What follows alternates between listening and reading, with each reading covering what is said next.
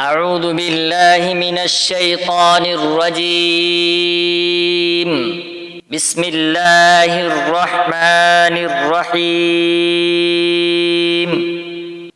اللهم صل على سيدنا محمد وعلى آل سيدنا محمد صلوات تنجينا بها من جميع الأهوال والآفات وتقضي لنا بها جميع الحاجات وتطهرنا بها من جميع السيئات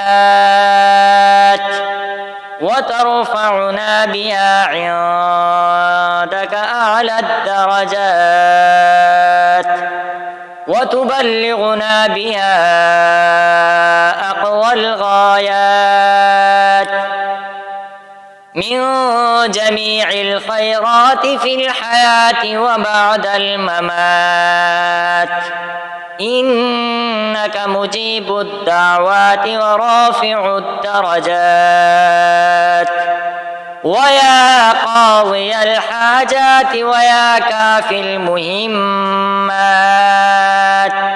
ويا دافع البليات ويا حل المشكلات. أغثني أغثني أغثني يا إلهي، إنك على كل شيء قدير.